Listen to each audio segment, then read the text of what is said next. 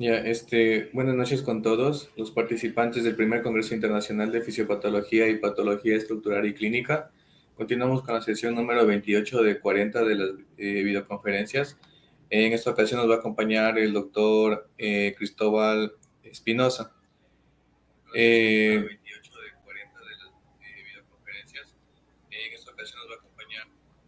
Ya, para leer un poco sobre su reseña, él es egresado en epidemiología por la Universidad de Cuenca, director médico del Centro Latinoamericano de Estudios Epidemiológicos y Salud Social, CLES, miembro del Consejo Regional de Fisiología, profesor asociado al Departamento de Investigación Carlos de Ver y corresponsal de la Sociedad Iberoamericana de Información Científica. Le recordamos a los participantes que todos los enlaces de asistencia se envían al final de la conferencia y a mitad de la conferencia se proyecta una palabra clave que deben adjuntar en su firma de asistencia. Asimismo, después de concluir las videoconferencias, se los cuelga en la descripción de YouTube y se las habilita durante 24 horas posteriores a la videoconferencia para que ustedes puedan visualizarlas y registrar su asistencia en cualquier momento que ustedes tengan disponibilidad. Pueden dejar sus preguntas por el chat, todas van a ser respondidas de manera simultánea o al final. Y sin más que agregar, le dejamos el espacio, estimado doctor, para que nos pueda ayudar. Buenas noches con todos. ¿Me confirman si me escuchan bien? Sí, doc, sí se escucha. Perfecto. Sí, bueno, el tema que tenemos el día de hoy es la fisiopatología de la diabetes mellitus, ¿sí? Es una enfermedad crónica no transmisible, considerada ya también una pandemia. Es consecuencia de la deficiencia del efecto de la insulina y es una enfermedad endocrina por alteración en sí a la sensibilidad de la insulina.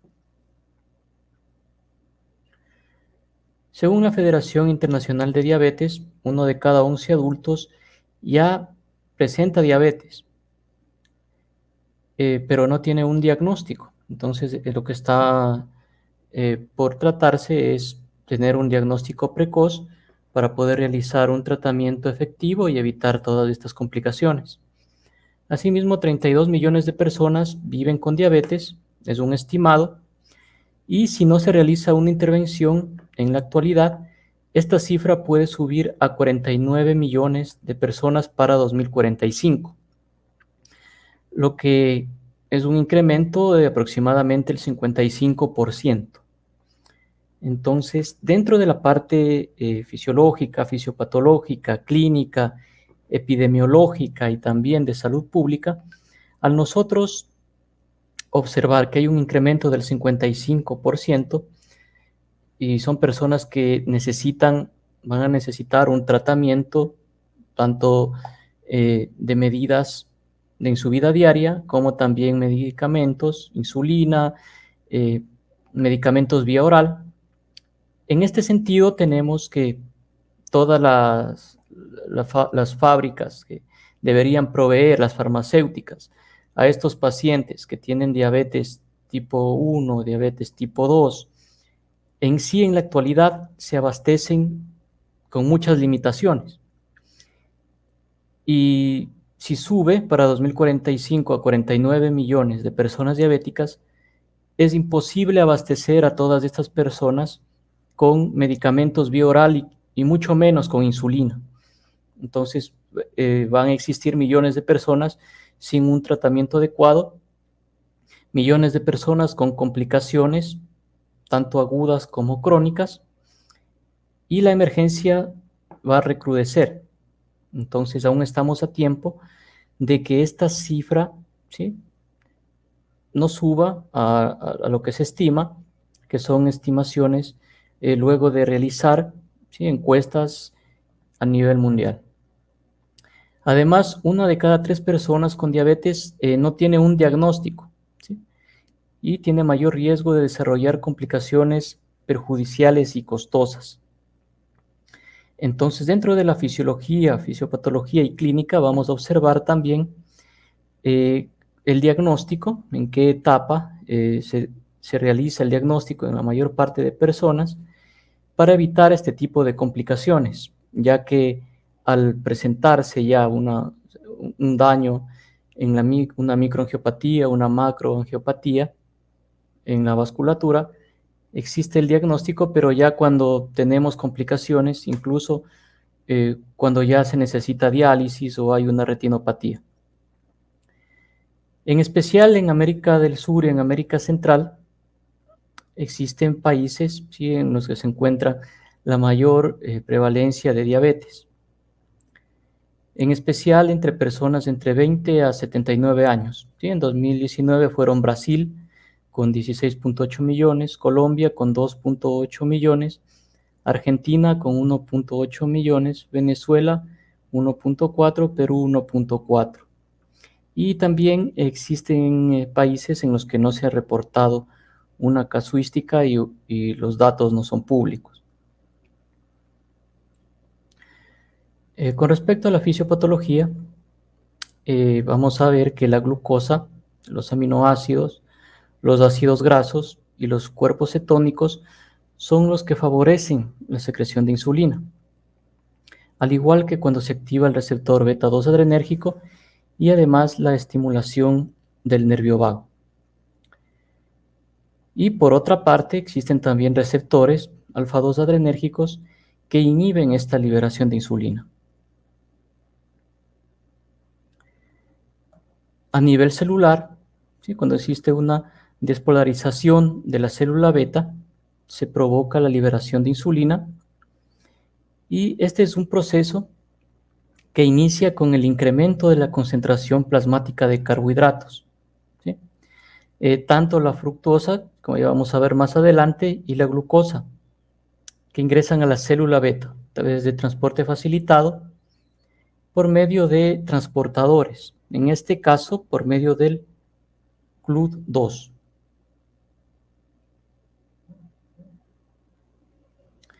El GLUT2 participa en la regulación y en la secreción de insulina. Este permite el transporte de glucosa en el momento que la concentración plasmática alcanza un umbral de afinidad como sustrato, ¿sí? Estamos hablando del GLUT2 mayor a 70 miligramos por decilitro. Y en respuesta se produce la liberación de la cantidad requerida de insulina para mantener la concentración de glucosa. Entonces nosotros vemos que existe un equilibrio tanto en el espacio extracelular y el espacio intracelular.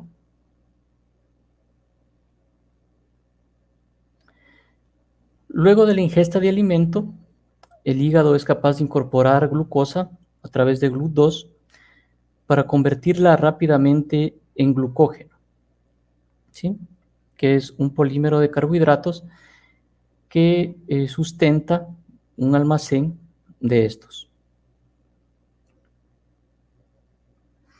Ahora, de forma inversa, durante el periodo postprandial tardío, que se comprende entre las 6 y 8 horas de ayuno, el glucógeno sufre una degradación para generar moléculas de glucosa, las que salen de la célula hepática a la circulación sistémica, ¿sí?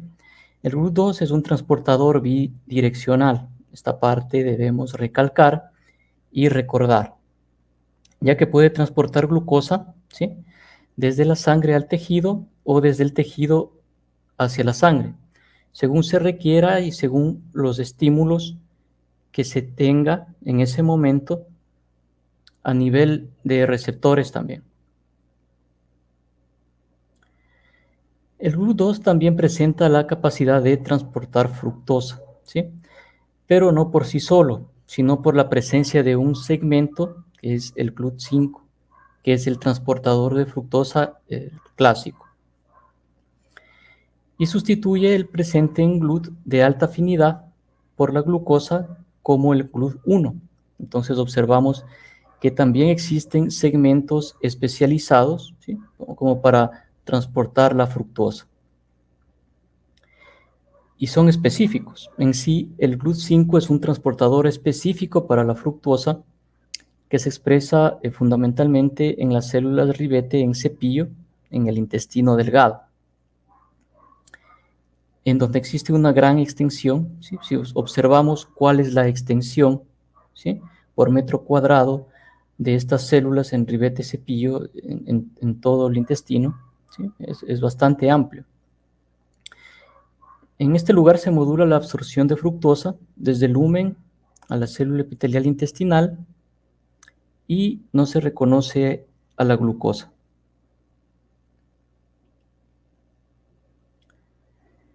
Luego de la ingesta de glucosa o también de fructosa al interior de la célula beta, ya sea mediante GLUT2 o la parte especializada, el GLUT5, el carbohidrato es fosforilado a glucosa 6-fosfato por la glucosinasa, ¿sí? Debemos tomar en cuenta que este proceso es el que determina la velocidad de la glucólisis y de los subsecuentes procesos oxidativos, ¿sí? ¿Cuál es la finalidad de todos estos procesos? El incremento de la relación ATP-ADP en el citosol, ¿sí? Para generar energía. Con respecto al estado basal o posabsorción, ¿sí? Considerando un ayuno de 10 a 12 horas, vamos a observar en este estado de homeostasis, ¿sí? Una insulina baja y en consecuencia una gluconeogénesis y glucogenólisis hepáticas. Además, una disminución de la glucogenosíntesis,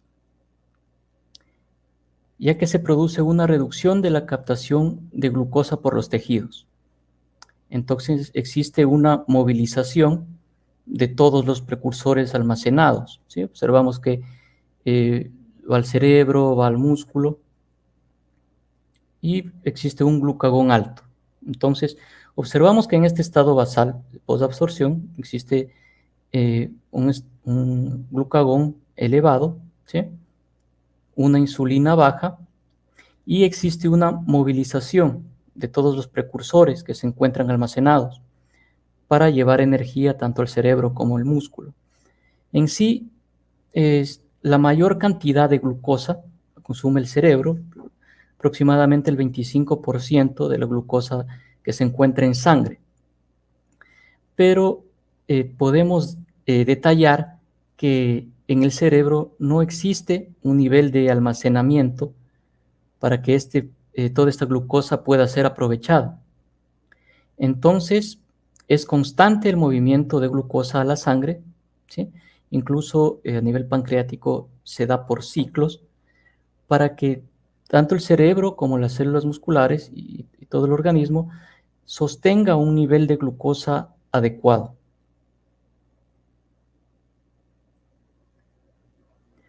Ahora, ¿qué sucede en el periodo postprandial? ¿Sí? En el que ya existe consumo de alimentos, ¿sí? Y por tanto se eleva la insulina, ¿sí? Tenemos una elevada secreción de insulina por parte de los islotes. Entonces tenemos un aumento de la glucogenosíntesis, ¿sí? Un aumento de la captación de glucosa por los tejidos y al contrario, ¿sí? Que en el estado anterior, en el que se encontraba en ayuno, donde estaba el glucagón elevado, en este sentido tenemos el glucagón bajo.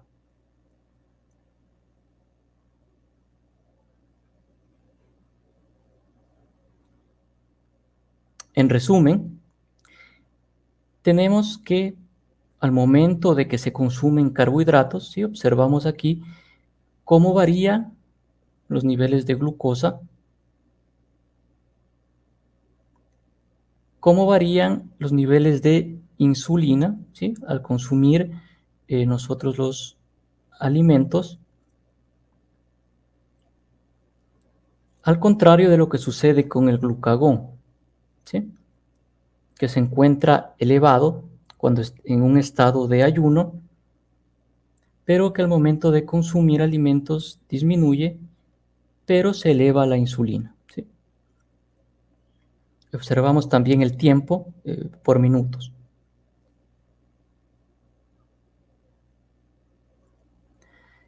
Con respecto a la transducción de señales del receptor de insulina, debemos considerar que la insulina es un miembro de la familia de péptidos, ¿sí?, de los denominados factores de crecimiento insulinoides, o IGF. Nombrar el IGF-1 o somatomedina, que es un mediador de la hormona de crecimiento, de los receptores de insulina y del IGF-1, que tienen una relación estrecha con la insulina y puede unirse con baja afinidad al receptor IGF-1 y viceversa, ¿sí? Entonces aquí observamos los receptores de insulina, observamos el sustrato,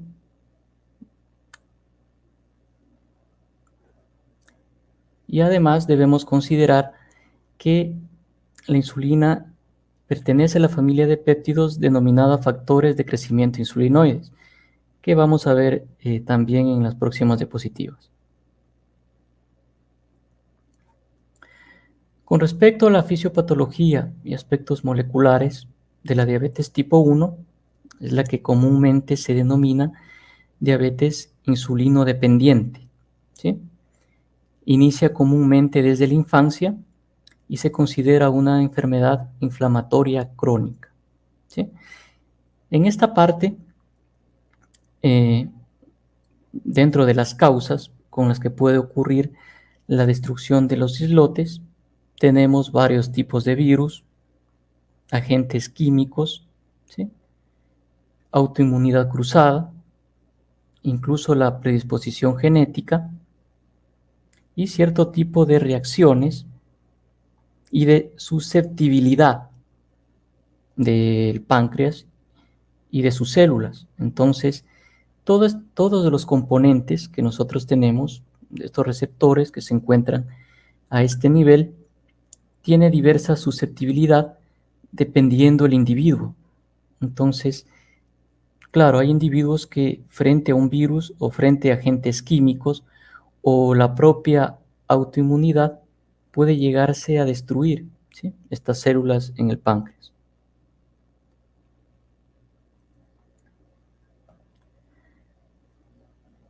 Entonces, durante la etapa previa al inicio de la diabetes tipo 1, observamos que el 80% de los individuos se detecta anticuerpos contra antígenos citoplasmáticos o de la membrana, ¿sí?, de las células beta pancreáticas. Entonces observamos lo que es un islote saludable, ¿sí?, y lo que es una célula beta destruida por varios factores. En sí podemos nombrar la descarboxilasa del ácido glutámico y la proteína de choque térmico.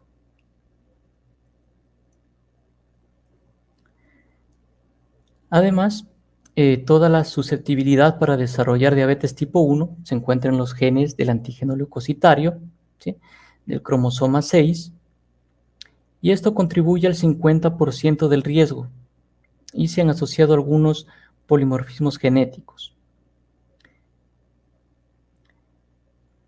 Y mediante la identificación de estos anticuerpos en personas sanas, se puede establecer un riesgo de desarrollar la enfermedad, tanto al encontrar estos polimorfismos como también por antecedentes personales, ¿sí?, antecedentes familiares.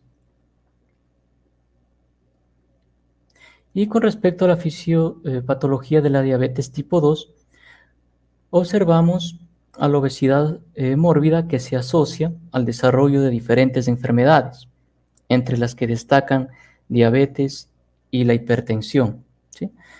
¿Por qué la obesidad? Bueno, la obesidad provoca un estado inflamatorio, el gran acúmulo de células grasas produce un estado proinflamatorio, aumento de interleucina 6, interleucina 1, factor de necrosis tumoral. Entonces, todo el sistema, ¿sí?, se mantiene en un estado procoagulante y proinflamatorio. ¿Qué es lo que sucede con toda esta inflamación? ¿Sí? Toda esta inflamación hace que se produzca la liberación de ácidos grasos a nivel sanguíneo. Estos ácidos grasos no pueden encontrarse en cualquier tipo de células. En sí, toda la reserva grasa debe estar en los adipocitos, las células adiposas, y al encontrarse toda la liberación de estos ácidos grasos, producen un estado inflamatorio, ¿sí? Tanto a nivel de las células musculares, tanto a nivel de las células pancreáticas, también a nivel del hígado. Entonces se produce una hiperactividad, ¿sí? Por una concentración alta y constante de la glucosa en sangre, ya que al tener todos estos factores inflamatorios a nivel celular, las células no pueden absorber la glucosa de forma normal. Entonces se queda la glucosa a nivel sanguíneo.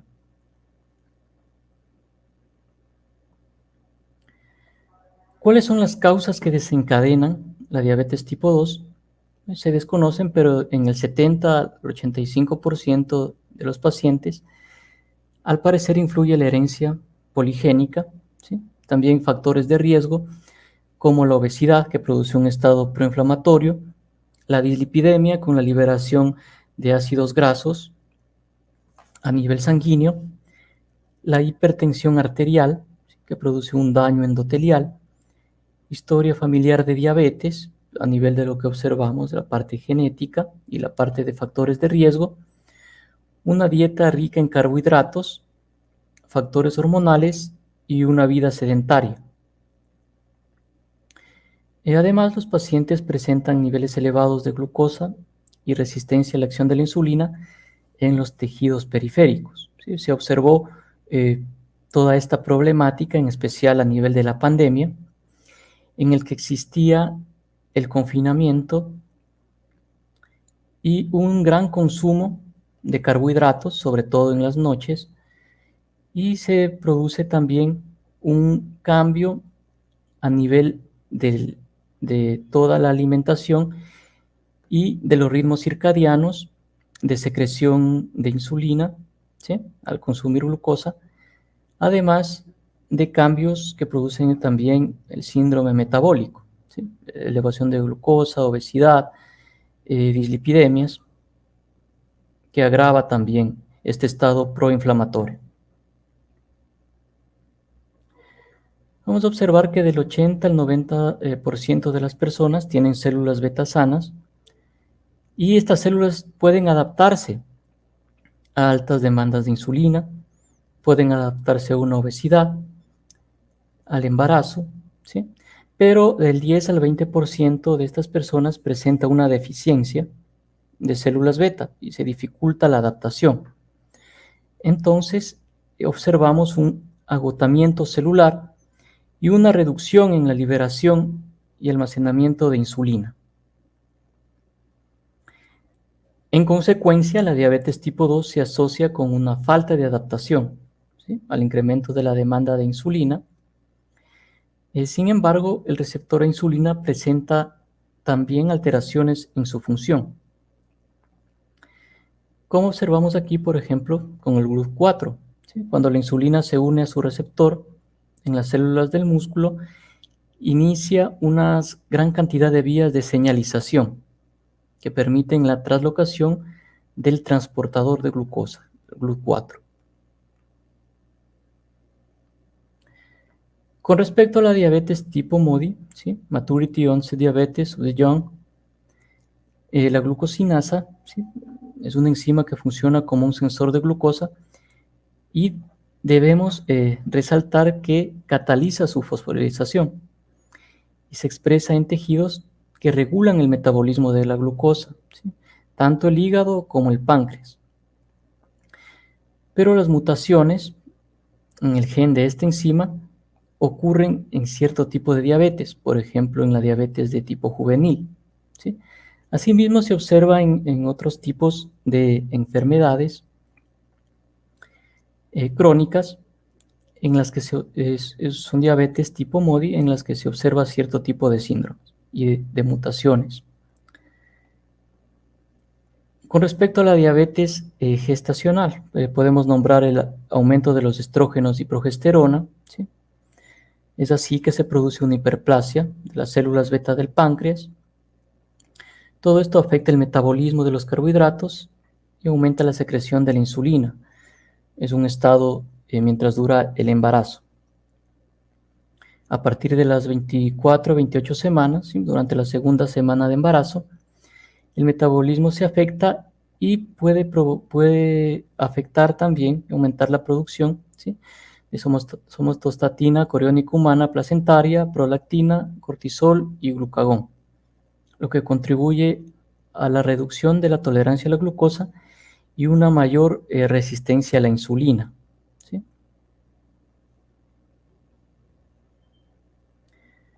Con respecto a las diabetes monogénicas, ¿sí? Podemos observar que se asocian a una resistencia a la insulina. Podemos nombrar mutaciones, un gen del receptor a la insulina, resistencia a la insulina tipo A, ¿sí? Cierto tipo de síndromes, diabetes lipoatrófica, mutación de genes. Y con respecto a mutaciones del receptor de insulina, clase 1, clase 2, clase 3, clase 4, clase 5, ¿sí? Dependiendo si es por biosíntesis, transporte de membrana, afinidad del sitio de la insulina, inactividad de la tirosincinasa, la degradación acelerada, y también defectos en la secreción de insulina, ¿sí? Por mutación del gen insulina, proinsulina, mutación del gen mitocondrial, ¿sí? Entre otros.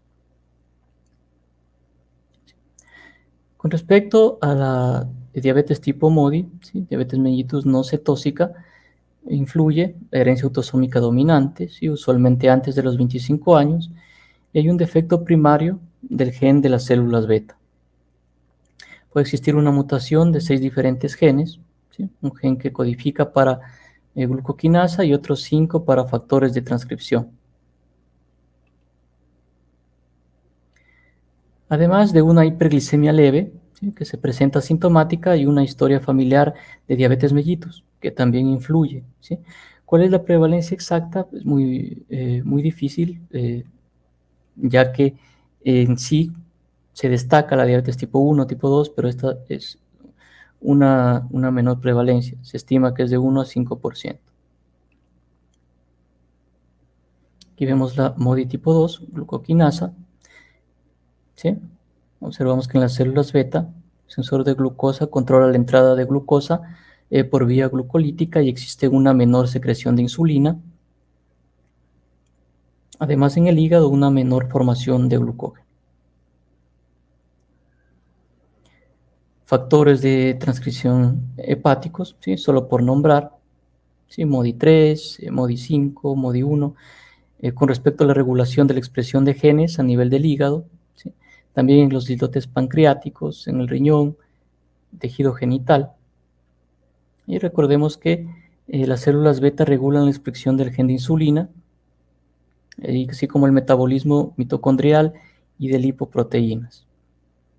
MODY 4, un factor promotor de insulina. MODY 6, factor de transcripción de diferenciación neurógena 1. Polimorfismos genéticos, ¿sí? Como ya observamos también, de todos los genes. También influye la calpaína 10. En consecuencia, la diabetes tipo 2 involucra factores genéticos, factores ambientales, ¿sí? Además de toda esta hiperglicemia, ¿sí? Que también podemos detallar un octeto ominoso que hace referencia a la existencia de distintas vías y órganos relacionados con la fisiopatología, ¿sí? Aquí podemos observar tanto lo que es la parte de cerebro, hígado, páncreas, los islotes pancreáticos, riñón, el tejido muscular. Y se considera en esta parte también fisiológicamente que interviene el riñón en la regulación de la homeostasis de la glucosa por 3 tipos de mecanismos, tanto la liberación de glucosa a la circulación, gluconeogénesis, captación de glucosa a la circulación para suplir las necesidades energéticas, y la más importante, que es la reabsorción de la glucosa procedente de este filtrado glomerular. En sí, todos estos mecanismos están alterados en pacientes con diabetes tipo 2.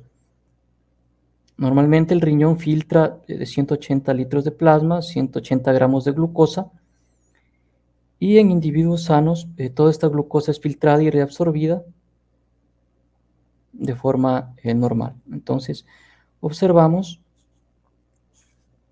todos, solo por nombrar el riñón, pero también por parte del hígado, ¿sí? Existe una disminución también de captación de glucosa en el tejido muscular y el tejido adiposo, un aumento de la lipólisis, una alteración en la secreción de la insulina por parte de la célula beta pancreática, y también mecanismos que tienen un papel relevante en esta alteración, como ya nombramos al riñón. El intestino delgado también por la disminución del efecto incretina, las células alfa por el aumento de la producción de glucagón y la disfunción de los neurotransmisores cerebrales, ¿sí? Y podemos también añadir eh, la parte del deterioro neurocognitivo en estos pacientes diabéticos, que se produce sobre todo cuando tienen complicaciones y un mal control a nivel de la glicemia y una poca adherencia al tratamiento. Con respecto a los transportadores de glucosa, ¿sí? Podemos observar GLUT1, GLUT4, GLUT2, como ya los nombramos, ¿sí?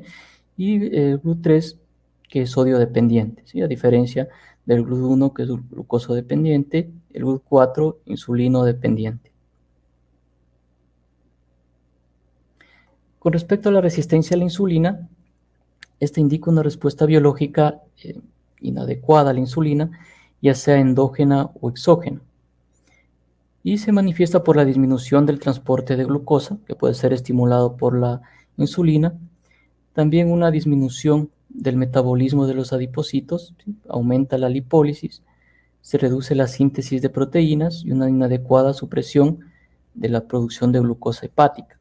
En este estado, en el que se encuentra un estado proinflamatorio, procoagulante, ¿sí? Con producción de este tejido graso y liberación de interleucina 6, interleucina 1, factor de necrosis tumoral, ¿sí? Por lo tanto se produce una inflamación, y aparte de los productos de desecho, ¿sí? Que se producen por todo este proceso inflamatorio, ¿sí? Que produce un daño endotelial.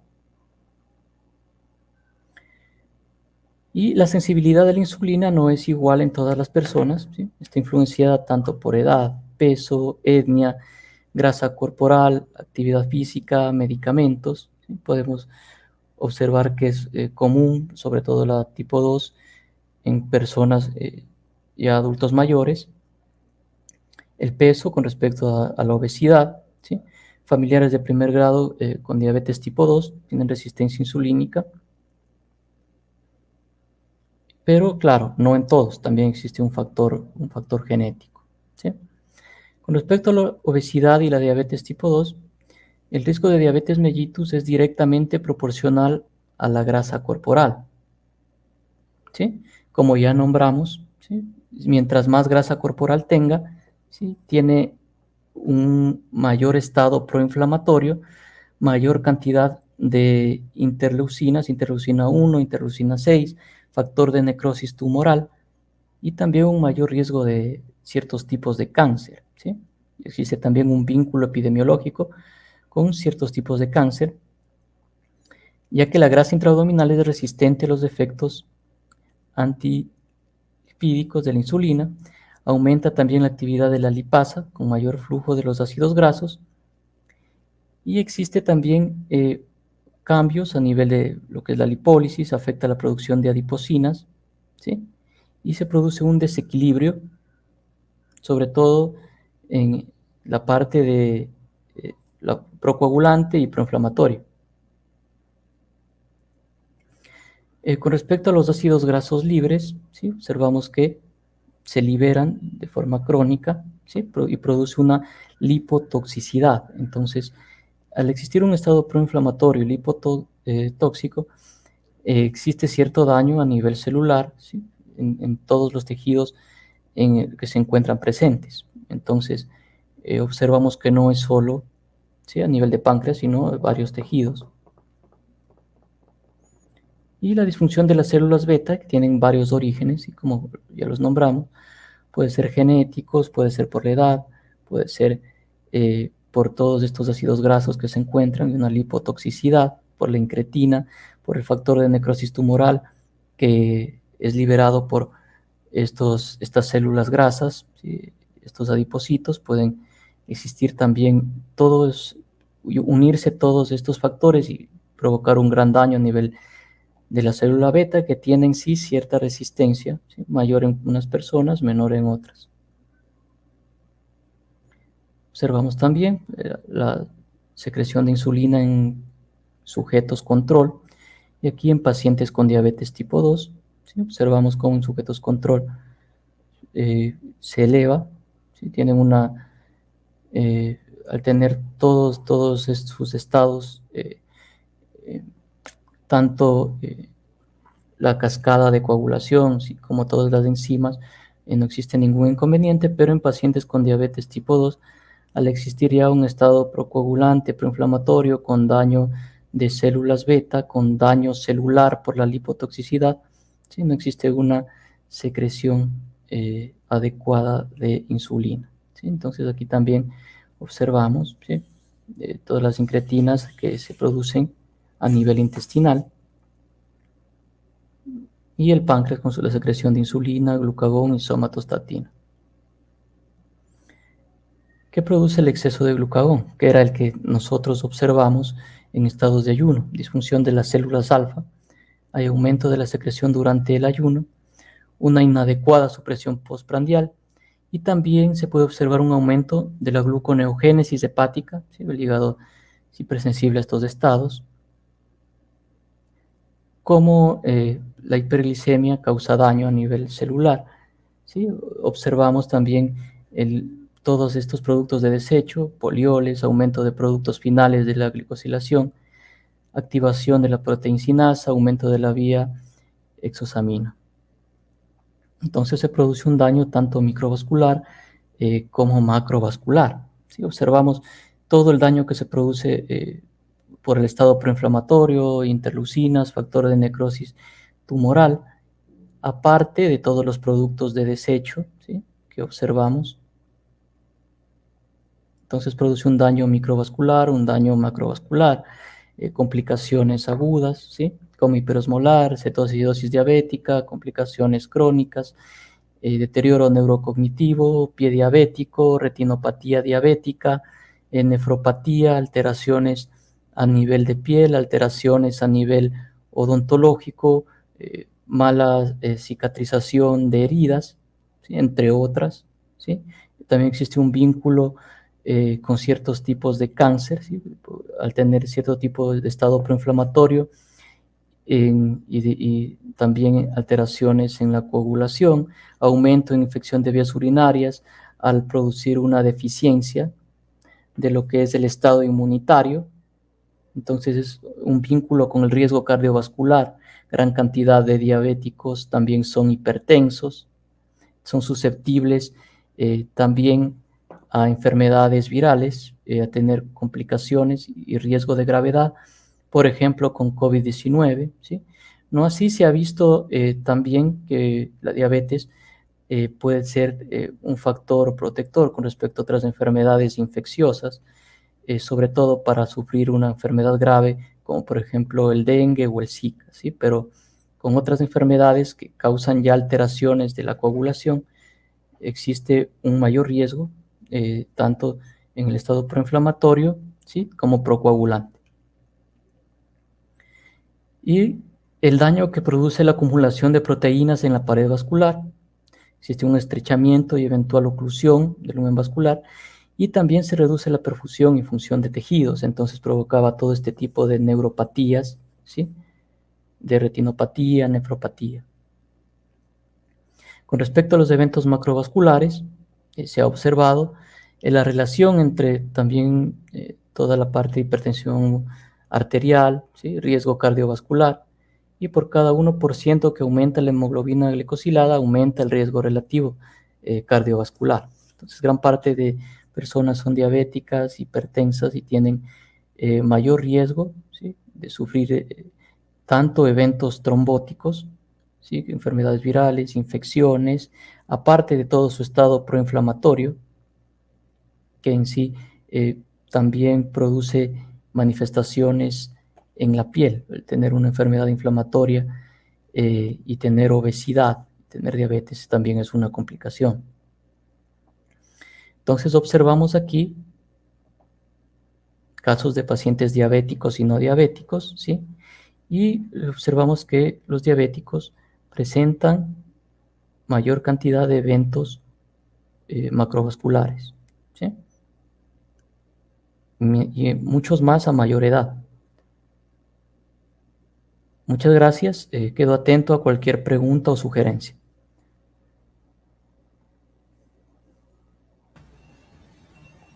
Muchísimas gracias, doctor, por su intervención. A los participantes los invitamos a dejar sus preguntas. Vamos a dejar un espacio de 1 minuto para que vayan llegando. Mientras tanto, les envío el link de asistencia, chicos, por el chat. Recuerden que la palabra clave ya se proyectó.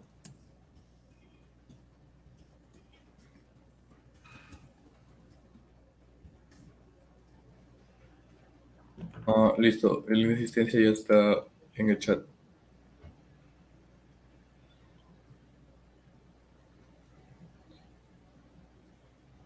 Listo, doc. De momento únicamente nos han llegado agradecimientos de su ponencia. Por interno también tenemos agradecimientos, felicitaciones. Y nada, realmente creo que no hay preguntas. Bueno, de momento aprovechar, doc, para agradecerle nuevamente por su intervención, su tiempo para poder preparar esta presentación y para poder estar aquí. No sé, realmente le dejo el espacio, doc, para, para que se pueda despedir o dar un último mensaje de la Sí, charla. sí, sí. Muchas gracias también a ustedes por la invitación. Es un tema muy amplio, ¿sí? Se puede abarcar muchas más aristas, ¿sí? Como la fisiopatología de la nefropatía, de la neuropatía, de la retinopatía. Entonces, en esta parte es una introducción y espero encontrarnos en algún otro momento. Muchas gracias a todos. Muchas gracias, doctor. Muchas gracias a todos los participantes. Que tengan una buena noche y nos encontramos el día de mañana para seguir con las sesiones del Congreso. Hasta luego.